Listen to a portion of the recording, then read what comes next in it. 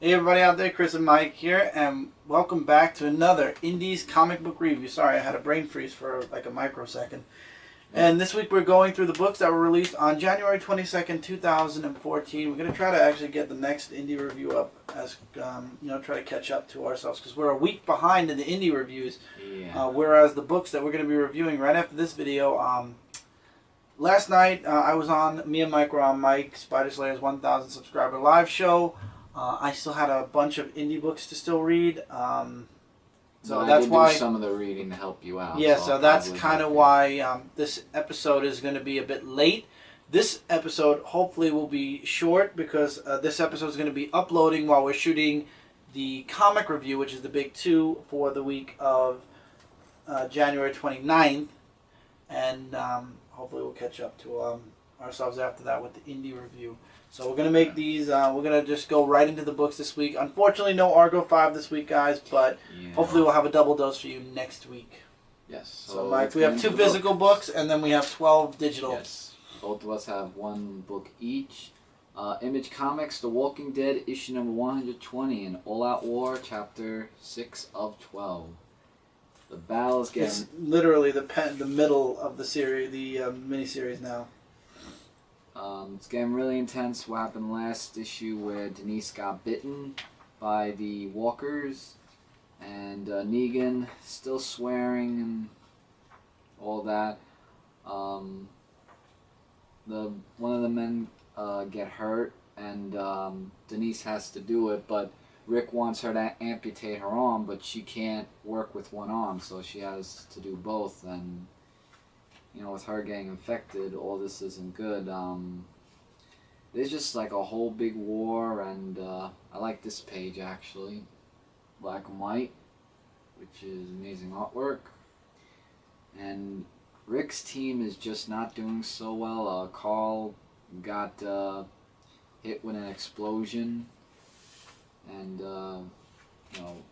it's just guns and everywhere. Like basically that's what the whole thing is, just trying to see who's gonna win all the wars. And if you could see from this panel here, you can tell the side effect of when you're gonna turn into a walker, you start to get a little sweaty and everything. So sooner or later that's going to happen.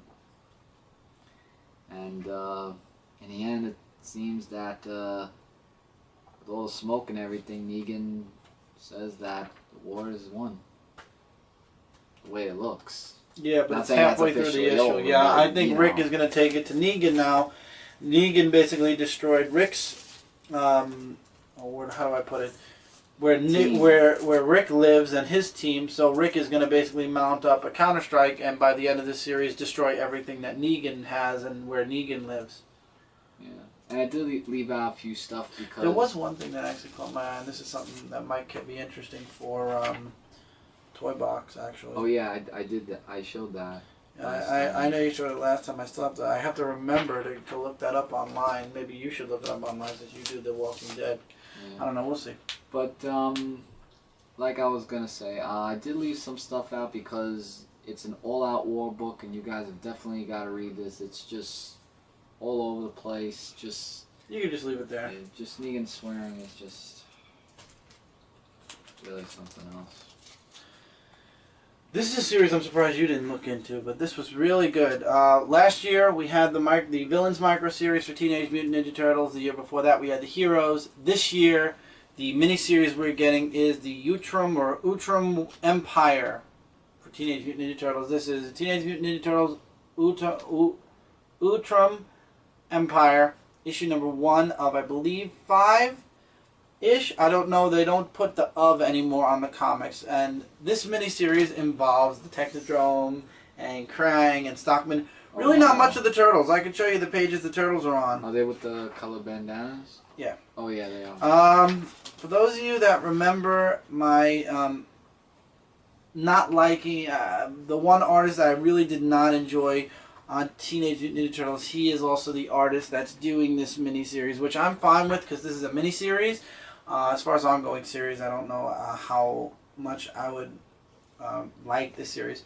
But you go back in time and you see how the Utrums actually took the blood from Triceratopses to create the I forgot what they're called. It's over here because at the end of the book he calls them that again. But I always mix up those names. We created. Yeah, I think it was somewhere on this page. But the Triceration. Yeah. Triceration. Yeah, and those are basically the guys you see. I'm not trying to get a good picture of it, but there was a better picture of it somewhere. There is some lots of talking. That's the guy you see here at the top. It's a lot of talking, this book. So the Fugitoid is helping Stockman to build the Technodrome. There's a couple of flashbacks, but Stockman wants to basically not only slow Krang's progress down, but basically destroy Krang and then take all the information and keep it for humankind. And the Fugitoid just wants to stop Krang and doesn't want to kill anybody. But Stockman, on the other hand, wishes to destroy the Utrum army, leave Krang to be the last survivor of the race, and then have him destroy himself. However, the Fugitoid doesn't like that. Dr. Honeycutt doesn't like that, and he actually takes Baxter Stockman, knocks him out, and he says, "I can fix everything." Donnie has a small part in this. This is taking place during what's going on in Teenage Mutant Ninja Turtles, and stay tuned for the next episode.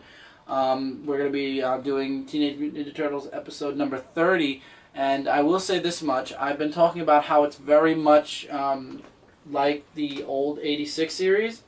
At the end of this issue, that's about to take a huge turn. But you have Donnie, he finds Dr. Honeycutt's book, and he finds out about the Technodrome. Mm-hmm. So now Donatello knows about the Technodrome, but when will we see the Turtles in this series? I don't think we're going to be seeing the Turtles in this miniseries, at least not until the end. Main focus of this book is Krang, Baxter Stockman, and the Fugitoid. Baxter Stockman and the Fugitoid trying to stop Krang in their different ways. Krang trying to, dominate, trying to get the Technodrome up so they could, so he could take over the Earth. Does, you know. Yeah, and the Turtles are kind of there, but they're not. So this is more of a mini-series for the backup kind of characters right now. And the Triceratops, however you pronounce their names, the Triceratops people. Yeah, I can't say their names. I'm sorry. Just call them the Triceratops people. Beside the point, though, there's a lot of flashbacks. There's a flashback to when the Triceratons actually turned on the Utrums, and actually told. And the head once said that Krang and his father are the reason why the Utrum army is never going to survive. They're going to be the death of their race because they just want to rule and dominate instead of just living peacefully the way they are. So it's going to be an interesting series. I'm enjoying the first issue. If you're loving Teenage Mutant Ninja Turtles, you're going to love this miniseries. If you're reading TMNT, do you have to read this series? No, but it does follow up a previous story arc. So in a way, I would recommend this series as it might connect later on down the line, just not right at this very moment. But there are small connections, like when you see the Turtles, they're up in the Hamptons. Right. So now we're going into the digital books. So Mike has pictures of everything. Yep. So we're going to start with this book because it's not really a comic book this week. Yeah. It is Aphrodite 9, Hidden Files, issue 1, but I believe it's a one-shot. And Mike, you had something to say about this book, so you could start. Really, when I was reading this book, I felt like I was reading a textbook. Well, I mean, it does say Hidden Files, and it gives like some information about the other Aphrodites and the other versions, along with the sanctuaries and killers, and you know, about Millennium City, how that was formed, along with lots of other stuff. I mean, it was kind of boring. Like, I couldn't really get the chance to read all of it because, like I said, I mean, the artwork is great, don't get me wrong, because there's one big splash page that's shown in this comic. And is it this one? No, it was the one you showed before, actually. The two. Oh, side by side. Yeah.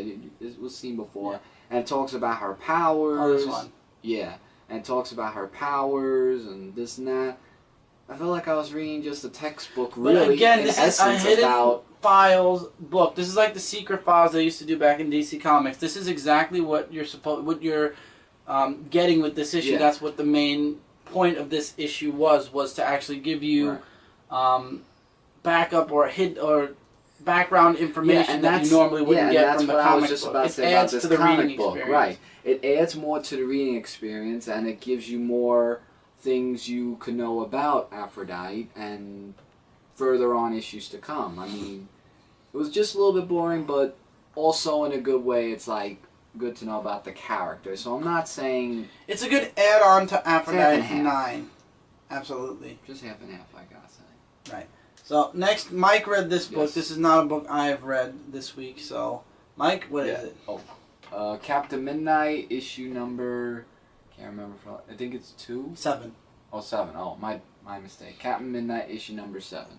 And Captain Midnight, like, first off, it talks about what happened in the last issue where Black Sky dropped in and talked with President Barack Obama. I'll be right back. Oh, yeah. So basically, he's talking to the president about the mission from what they saw in the, from what he was talking about. So he does mention they do go back years ago in 1941, where Black Sky was teaming up with, I believe Black Sky was teaming up with someone else, and then it goes into a fight where we saw in the last issue where Hollows is looking for Jones because he wants some. I'm guessing maybe that's what it relates to. Maybe not Black Sky. I think it was Jones. And it's Captain Midnight and Hollow on a one-on-one brutal battle with each other, and the artwork is really amazing in that sense. And they just fight, and Captain Midnight just won't go down easily. And then Obama is telling Black Sky about things that happened years ago and the responsibilities that he should have, as well as being a superhero. And then we get this other character that comes to save Captain Midnight. I believe his name was, as the issue continues. Is it here? Well, yeah. Well, Captain Midnight sort of like defeats. It looks like. Oh, never mind. I thought. No, he sort of defeats Hollow, but thanks to the help of, it's all the way down. Keep going. It's a really great. It's a long book. Yeah, it is a long book, and no, go up. It's up further.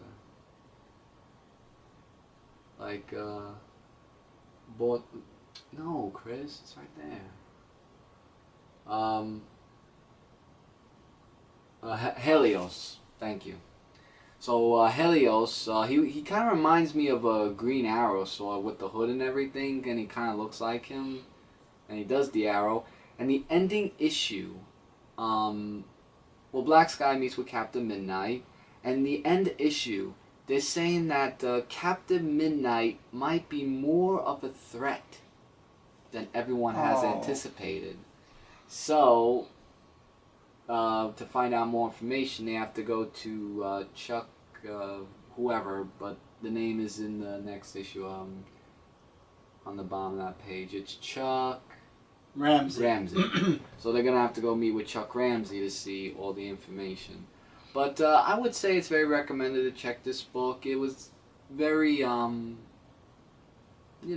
lots of action, along with going back to the past to find out other stuff. So definitely a great read if you're looking for something to see more of the action stuff as well.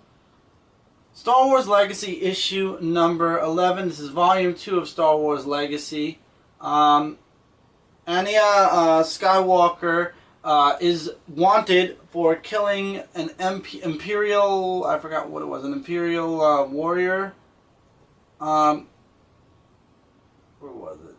it was towards the middle of the book. Oh, here it is. Imperial Knight.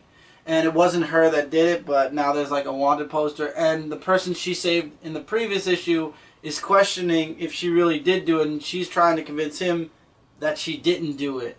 And then they meet up with some, or she meets up with an old friend. And he somehow takes her hostage by the end of the issue. But that's the long and short of it. That was really a short. Wow, that was really a lot shorter. Honestly, guys, I'm jumping into Legacies a bit in the middle of a story, I believe, because I did miss the first couple of issues. So I started this issue off. It's definitely not jump on friendly. I will say that. It doesn't. I read the last issue, I believe, as well. But at the beginning of the issues, there's somebody, an assassin, looking for Anya Skywalker. Then we jump back to Anya Skywalker, who's still in the asteroid field, and she's trying to avoid, the minefield, the asteroid minefield, and she's still trying to avoid getting blown up. That's when she ends up landing on a planet. Some useless stuff goes on there. They leave, and that's where she's back in the minefield again, and she meets up with her friend who's in a ship that seems to be offline, but it really isn't. It's all part of the trick for them to basically kidnap her, and that's where the issue kind of ends. This is definitely for Star Wars fans. The artwork is a bit sketchy. Yeah, it's a bit sketchy. It's a bit dark at times. But overall, if you're a fan of what happens after Luke Skywalker, after Han Solo, like later on when it involves Han and Leia's kids, or kid. It does have a Star Wars feel. It is Star Wars. It's years after what happened in Star Wars Episode 6. So it's years after the whole Return of the Jedis, so to speak. So it's a nice series if you're interested. If you're not interested in that and you're only interested in the mainstream Star Wars, that's great. Me personally, I like to read everything Star Wars just because I enjoy Star Wars. Yes. However, this is taking a little bit more time jumping into. We have a number one this week. I'm probably going to go from company to company because I'm just grabbing whatever is along the list because we want to run through these. We want to get through this as much as possible. Badass from Dynamite, issue number 1. This was an interesting issue. They don't really show you the main character's face. Like, not really much. Like, first you see this guy, like, he acts like a total jerk. Like, he just likes to see evil things. Like, that's what it really looks like. And we don't know... He's a disgusting guy. Yeah, but then like, he's so mean to the people and everything. He does this flip coin trick where... He's like an assassin. He's a hitman. So, yeah, a hitman. Thank you. That was what I was looking for. So he's a hitman. And he causes chaos wherever he is, obviously. Yeah, but it does talk about his childhood life in school, where he was with zits everywhere. He was like a huge, ugly, pimple-faced kid. Yeah, and the kids were making fun of him, beating him up, and the principal, was there to... He was your classic nerd, basically, but like an overdrive. Yeah. Nerd on overdrive. And, the Dragon's Lair, like, when we get to that Dragon's Lair, the Great Dragon? The Green Dragon. The Green Dragon, yeah. We get the character who has just a black mask where, like Chris said before, we don't see his face. Yeah, his name is Dead End.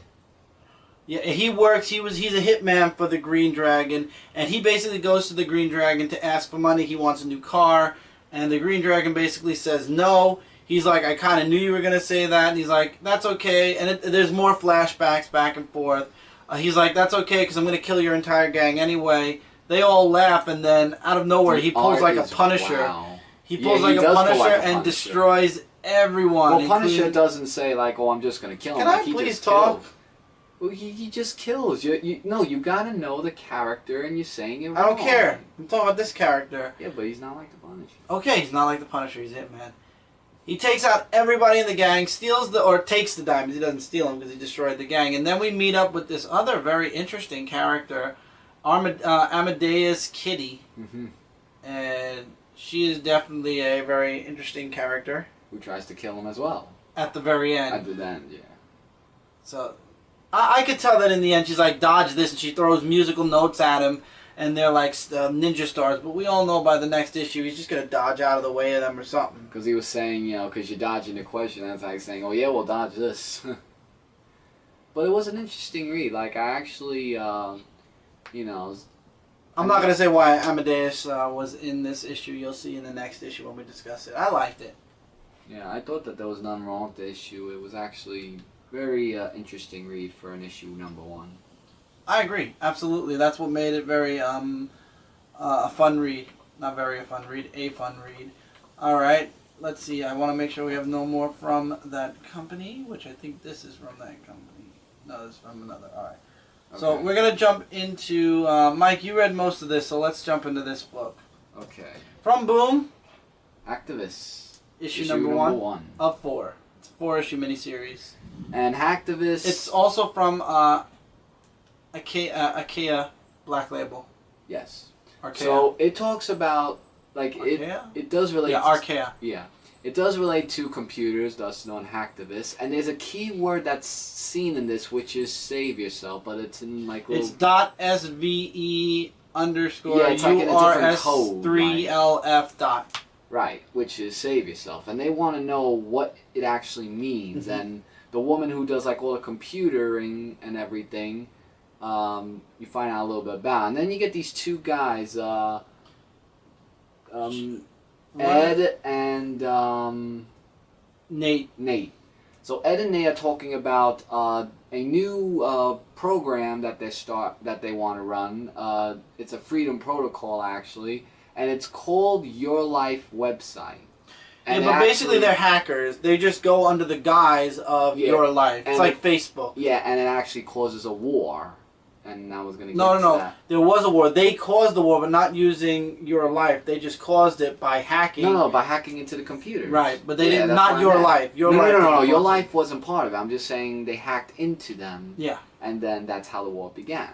So, and you get a little description of Nate and Ed, along with the logo of the Your Life. And like Chris said, Your Life is basically like where people with cameras, like they see what you do, and there's just a bunch of other stuff that he talked about his chef. He's like, through Your Life, I can give you the place, your people, your butlers, everything. I can pair you up with everybody, basically. Yeah. And like you can move Your Life forward and just say nearest restaurant, and boom, you get the nearest restaurant. So it's kind of like real life. And then Ed does like these like him and Nate talk a little bit, and then he wants to celebrate because Your Life is taking off. And Ed doesn't wish to celebrate. He wants to kind of do more. Because he's afraid that Nate's just gonna mess everything up. Right. Nate wants to do. Ed wants to do more with their abilities of hacking. Right. Like he wants to go more and beyond that, and in other sense, and you know, it's just really one of those books where it does relate to today's life, and he also meets up. Nate actually meets up with a CIA. Who actually... she knows they're hacking. Yeah, and she does know the code of the Save Yourself thing. And she gives him like an offering. And I'm not going to say what it is because I want you guys to actually... Yeah, that was wow, and that kind of reminds me of reality, though, with the government. Yeah, like what I liked about this book, it sort of relates to today, like I said before, with the iPods we have, whether touch screens or iPhones or whichever. And that's what I like about this book. It sort of relates to today's life, but in another way, sort of like a 1984 feel, you know, Big Brother watching you and stuff like that, which kind of a compare and contrast of that. And that's what made the book actually a really great read for me to look into. Another book from Image Comics, another #1 this week, Deadly Class issue #1. This book actually really surprised me. I looked through it. I didn't think I was going to like it. I was reading it and I'm like, it's about this poor guy whose parents were killed by a suicidal woman right in front of him. He ended up living on the streets. He was completely poor, and poor me, poor this, poor that. He has this girl who's... on a motorcycle. Yeah, she's following him around. He wants to commit suicide. She stops him. It jumps from month to month, and all of a sudden he becomes a wanted person, apparently, or somebody wants him dead. And now he's on the run out of nowhere. Just these agents out of nowhere all of a sudden want him dead. We don't know why. Just out of nowhere, the police want him dead, but it's not really the police. And this girl wants to help him, and she has a bunch of accomplices that want to help out as well. He escapes, barely, thanks to her and everybody. And then we find out that they are a part of... oops, I don't want to do that. They're like part of a clan thing. Not a clan, a group or something like that. Oh, yeah. So, and he's offered to join them. The head, forgot what his name is. The guy's name is Marcus, by the way, the main character who's homeless and everything. Just go ahead, bring it out there. Yeah. But yeah, go ahead. I'm trying to find his name. He's like an old guy, like really short and. He reminds me of Mr. Miyagi. Yeah, Mr. Miyagi. That's right. I was trying to wonder who he reminds me. And he wants to basically teach him the ways of the hitman, make him a hitman or a gun for hire. And Marcus is like, I don't think so. That's not what I'm looking to do with my life. And then he just says, okay, let him go. He starts to leave, and then the girl stops him and actually convinces him to stay and actually take the training, you know, become something more. And he comes back and he says yes. He says, I want to be part of it. And everybody's like, you know what? No, you walked out. Even the head guy says no. And then the girl speaks up and she's like, I'll vouch for him. And he's like, okay. He's on, basically whatever happens with him is on you. And then we find out there's a secret school underground. And basically it's the King Domination School of the Deadly Arts. And that was like... And he's welcome to it. And that's basically where this first issue ends. This is also, to note, this is written by Rick Remender, by the way. Oh, Rick Remender. I didn't even see who wrote it. I just went into the book, but... Wow. Well, for Rick Remender, he did like a great job with the origin story leading into him joining a society. And it also says 1987 at the bottom. I'm not sure what that means, but the next issue has that on the cover as well. Maybe it was... Well, I'm sure it didn't come out in 1987. Maybe it's the year of where it took place in the book, in the comic book. It could be that. It was a nice story. The artwork was very sketchy, but I enjoyed the issue for what it was worth. I don't want to jump into... Oh, this is an image book anyway, so let's continue. Well, we have like 30 seconds left. Okay, so give us 1 second. We're going to push the button, and then we're going to continue with Image Comics.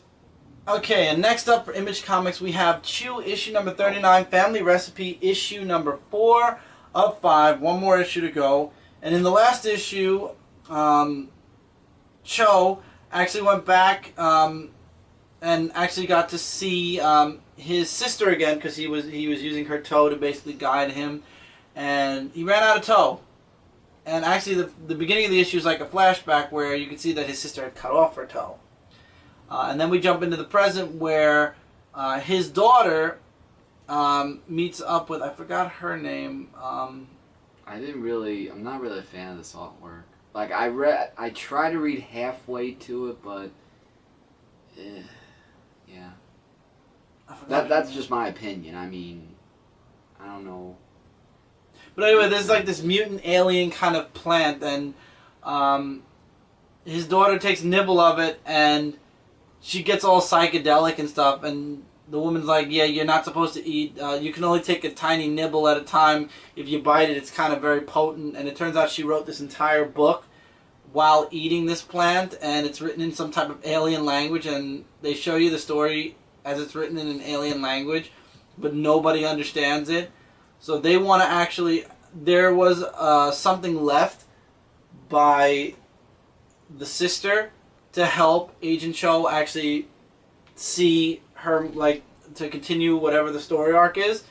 But what they have to do is they have to get the plant and they have to mix it with something else. So Agent Cho's daughter steals or borrows his FDA badge and goes into FDA headquarters, and what she needs is psychedelic chogs, I believe they're called. I want to make sure. And that's chogs. The candy bar. No, that's not the candy bar. I mean, well, it's I'll explain. I know you're jumping ahead of yourself. They don't trust her at first. The guy in the science part of the FDA doesn't trust her. He's going to do research on the badge, and she's freaking out. He's like, you and your friends can just wait there. And she's like, friends? I only have one friend. And it turns out that these guys from EGG want to And they show up and guns are blazing, and then we find out, if you didn't know about Agent Cho's daughter, basically she has Olive has the exact same abilities as her father, except better and stronger. Any person she eats, she gains their skill, and she remembers it forever. I like how Robert Kirkman was photoshopped on that picture, by the way. It was kind of funny. But beside the point, going back, so she bit this guy who can basically sculpt chocolate into like physical objects, and one of them being a knife. So she breaks into this candy bar machine and just starts sculpting knives out of the candy bars, the chocolate bars. And then she just chucks them all at the guys that are holding the scientists hostage. And they give up, obviously. Oh, sure. The exciting part comes when I didn't read. And then she's like, please don't tell my dad I did this. And then the scientist just automatically, out of nowhere, believes that she's an agent. And she says, I need some psychedelic chogs. And he's like, take your pick. Take as many as you want. And they take like 2 grocery bags full home. It looks like they went trick-or-treating or something. And then that leads into what happened at the end of the last issue, where Agent Cho is actually face-to-face with this thing on his table. And they're like, we cooked this for you. If you want to talk to Tony again, you have to eat it. Tony is Agent Cho's sister. And he's like, what's in it? And they actually go back and they show that you had to blend the chalk. So you see the chalks in this blender. And their faces. And they're like, please don't ask. Really, seriously, don't ask. And then he takes a bite of it. Agent Cho's really not much in this issue. And he goes into like the psychedelic state where now he's on the alien world. Whoa. And he sees Tony. And she's like, gee, take a little longer next time, why don't you? And he's just sitting there going, what's going on? And then the next issue is going to be the end of Family Recipe, issue part 5. This was a fun issue to read. I'm glad Mike Spider-Slayer actually got me interested in looking into this book again. When I jumped into it a while back, I wasn't sure I was going to like it, so I kind of let it go for a bit. But now I'd like to go back and start from the very beginning. It's a really interesting book. I'm really enjoying it a lot. Before we get into IDW, let's do some Valiant. So that one? Yep. X-O Manowar issue number 21 takes place after Unity issue number 2. Which one did we, 2 or 3 did we do last week? I think it was 3. I think it was 3. 3. So Arik does not have the armor anymore, and him and his people are now prisoners in a jail. And he is trying to devise a way, why is this all the way to the left? To escape, and he wants his country back. He tries to talk freedom, a U.S. agent comes in and wants him to explain how he got the suit, everything like that himself. And she's a complete bitch, by the way. I just gotta say that. Pardon my French. Like it. And they find out that his hand, which was repaired by the armor, the exo armor, actually has alien stuff attached to it. And when they do a scan of his arm, you actually see the alien tech is still part of his arm. And actually, the blaster in the hand is actually, the energy in his hand was coming through. That's why they had to knock him out. And then he wakes up and he's in this interrogation room again, but the woman actually isn't so bitchy at the end. He's like, you knocked me out, and now you treat me like crap, and now what? She's like, mistakes were made on both our sides. I'm putting my weapon away. Let's talk about what America can do for you. And that's where it ends. And then, yeah, basically that's where it ends. Next issue still has him in the exo armor, so I nice, gotta believe at some point he's gonna get it back. Maybe during Unity's next issue, because that looks like the Harbinger guy from issue number 3, the head of the Harbingers. So I'm not sure. I'm loving X-O Manowar, but I feel like we messed up somewhere, or I messed up reading somewhere, and I missed Unity number 2 or something, or something happened and we missed it, because I feel like I missed the part where he lost his armor. I don't know why. I don't know how that happens. I really got to keep a really tight eye on my digital comics. Okay, new arc for Eternal Warriors issue number 5. Did you read this at all? I don't think I read it, because I think it was... Well, it doesn't take place in the present. It takes place in the marshlands of Little Rock, 401 AD. And it's about this immortal guy and his granddaughter, and they're living in this village. I believe this is the guy from the first issue, but they don't use his name. I didn't see that in the folder until just now. Yeah, and they get attacked by this kind of machine-like animal, and they take it out, and um, all of a sudden it starts to spew this kind of gas or something. It looks like gas of some type. Well, no, not at first. I'm sorry. They take it out, and then he's trying to figure out what it is, where it came from, and why it was sent there. And then he finds out there's a ticking bomb on the inside. He takes all the people, puts them in this type of bunker. The thing explodes, and then it turns out the stuff that exploded out of it was some type of a what's the word I'm looking for? A poison, which is going to kill them slowly. I want to see if I can get his name. He's considered their emperor. I just can't remember their name. But he leaves, and he's trying to convince his granddaughter, maybe we should just leave, turn out, he promises them that he's going to be back. He's like, they're all going to probably die, and there's nothing we really can do. And then the door's like, but we promised. He's like, we did, didn't we? So he's going off to find out who sent that thing, the machine animal, to their village, and they cross several different lands. This is a huge splash page. This was an amazing splash page. We get to see animals. Artwork looks really artwork great. is beautiful. A marshland. You get to see Wolves wolves in the forest. And then finally he comes up to this clan that are walking with the exact same animals or machine animals that attacked his village. And he asks, were you the ones that did it? And he's like, no. I'm just the ones that picks up the scraps. It's the people in the city that send those out. So he enters the city. And he's like, Grandpa's going to probably end up killing that too. Because he ended up killing one of the people in the clan. He's like, I'll trade you money for the girl. And he's like, no, I don't think so. He's like, I think I'm going to kill you. And then he's like, you could try. And he just stabs him right in the eye. That's, and everybody laughs instead of actually fighting back, and they just continue forward. It's like, oh, okay, whatever. They're just in the act. And then he explains to his granddaughter, you know what? He was an evil man. And she's like, yeah, he looked evil. It's okay. And he's like, the city's evil too. I'm probably going to end up killing that. And that's where it's left off. I like it. This is Eternal Emperor Part 1. It's actually written, ironically, by Greg Pak, who writes Superman in DC Comics right now. And no wonder why the artwork's so beautiful. He writes it. The artist is Robert Gill. I thought you said art. No, writer is Greg Pak. He writes Superman and Batman Superman right now. And Robert Gill's the artist. Or was it Action and... No, he writes Action and I don't know. Batman Superman. I got mixed up because I'm trying to pull up the picture. So yeah. I'm surprised actually Greg Pak actually is doing a really good job with Eternal Warrior. Mm-hmm. So next is your book, Samurai Jack, issue number 4. Yes, Samurai Jack. Haku.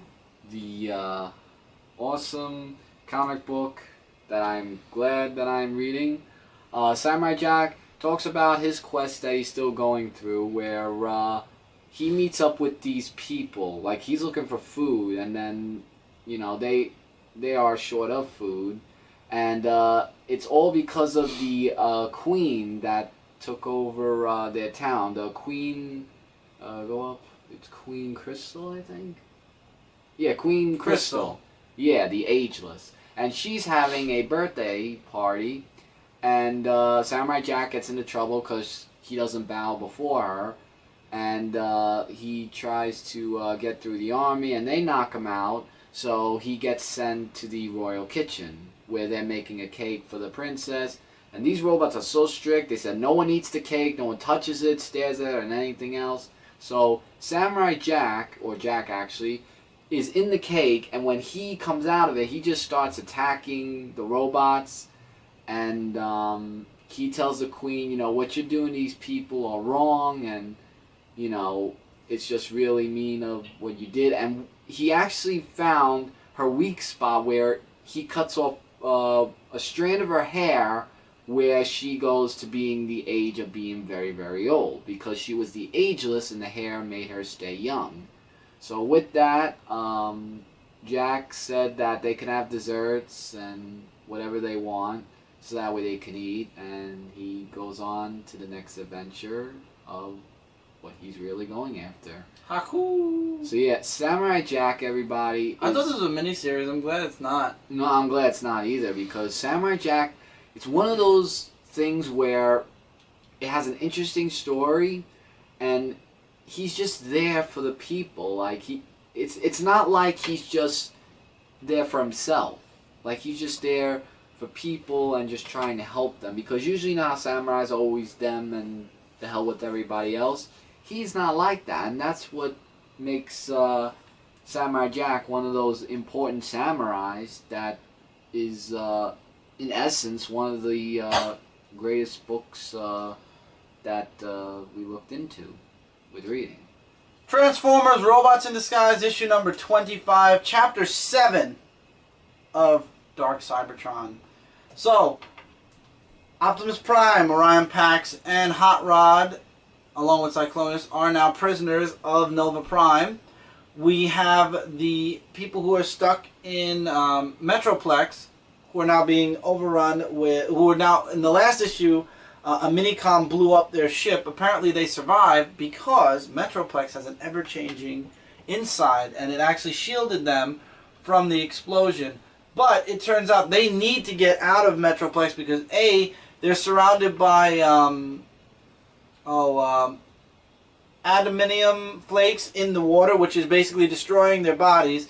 And then secondly, an army of minicons are headed their way to destroy them. Basically, the minicons, we find out at the end of the issue, spoiler alert here, were actually left on the Pillar of Light, not the Lost Light, to basically stop or hinder or what was the word they used? I want to skip because I said that story. They were meant to stop the Transformers the Autobots from coming back to Cybertron. They were supposed to basically oh god, it was so Decepticons? No, they're not Decepticons. They work for Shockwave though. Oh, and the minicons were meant to I can't remember. I hate when these things pop yeah, I hate when it happens. It happened to... We have to like put like a little index. Remember this part. Yeah. But one of the minicons basically says we were sent by Shockwave to stop you guys from coming back and to put a crink in your plan, so to speak. While Galvatron is the only one on Cybertron, he doesn't like how Shockwave is doing anything. He doesn't like the people in the Cybertronians in this generation either. Also, in the Dead universe, Optimus Prime, or Hot Rod actually, finally breaks the brainwashing on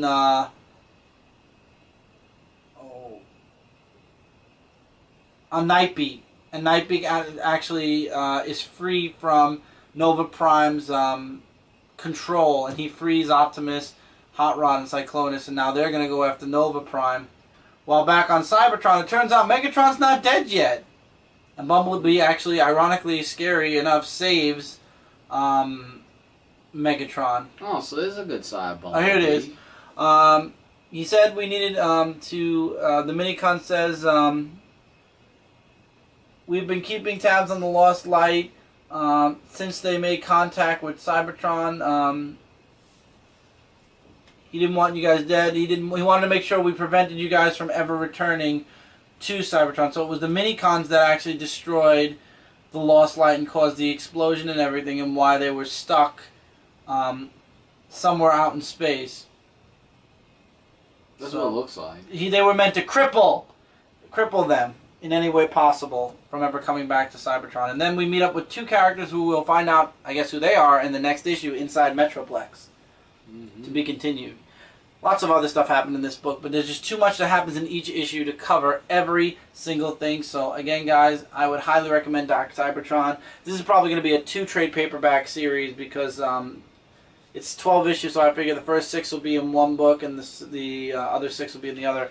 Awesome series. If you want to see an in-depth review on this, a little bit more in-depth than what I do here, Dark Avenger Inc. parts 1 through 5, or 1 through 6 are by Brand are up, and he'll be 1 through 5, and then he's going to be continuing 6 through to the end on Comic Frontline. So they're there. This is the biggest book of the week. The X-Files Conspiracy, where they meet with Ghostbusters. Part 2 of 6, I believe. Yes. This issue was really... Is it just me, or did you not like the artwork? I love the artwork. I love how they drew the Ghostbusters in this book. It actually, even Slimer too, they drew very nicely. So it's about these 3 guys who are going to the Ghostbusters... it's the 3 guys from the X-Files. Yeah, 3 guys from the X-Files. My apologies for not mentioning that. Who go to the Ghostbusters, and they find these... They think they're fake. I love it. They're like, they're trying to debunk everything. They're like, oh, they hit the trap. They release a ghost. They're like, wow, we accidentally started the hologram. They thought it was a hologram, like saying, ooh, it does this, and they just pissed the ghost off and everything. And Ghostbusters saying, no, this is a ghost, and then they just had to try to find so many ways to find it with the kinetic energy thing, you know, the one that senses... The sensor, yeah. Yeah, and then like saying, does that really work? And like saying, yes, it does. And there was also a part in Ghostbusters 1 where they mentioned about where Ray says, at least they didn't ask, are you a god? Yep, and they're never going to live it down. And nope, never going to live it down. And I thought that was funny. But beside the point, they're trying to get the ghost after what they started. And... they're just trying to find out more about the Ghostbusters, and actually, they were finding out. They wanted to know about one specific thing: the CERN, CERN. That's what they're researching. That's what they're researching about, and that's what brought them.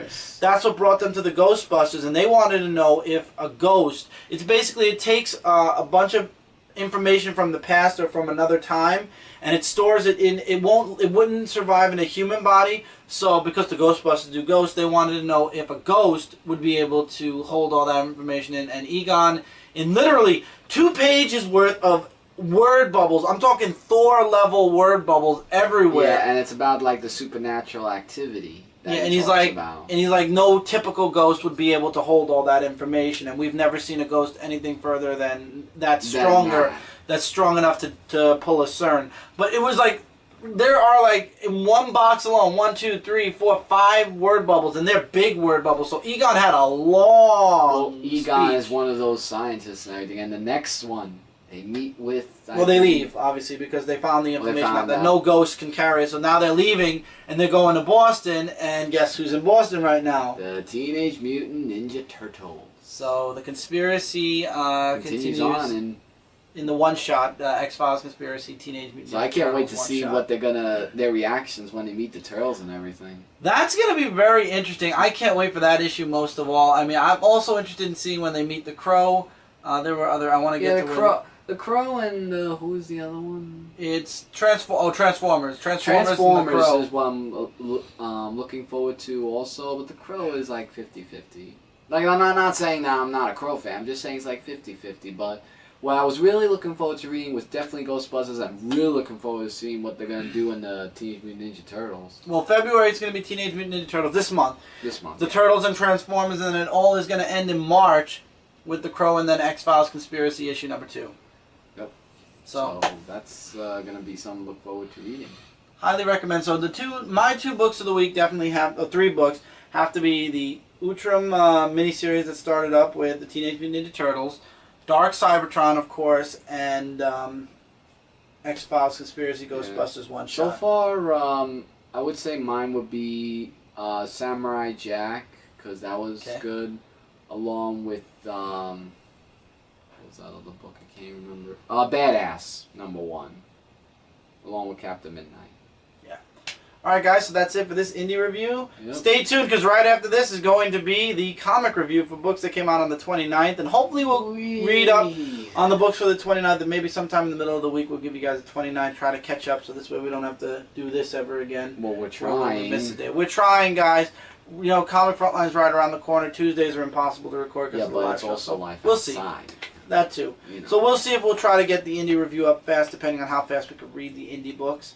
But until next time, guys, or till the next video, which will be really soon, take care. Don't forget to check out comicrelated.com as well as comicfrontline.com. We are all your #1 source for comic-related news, reviews, and a whole bunch more.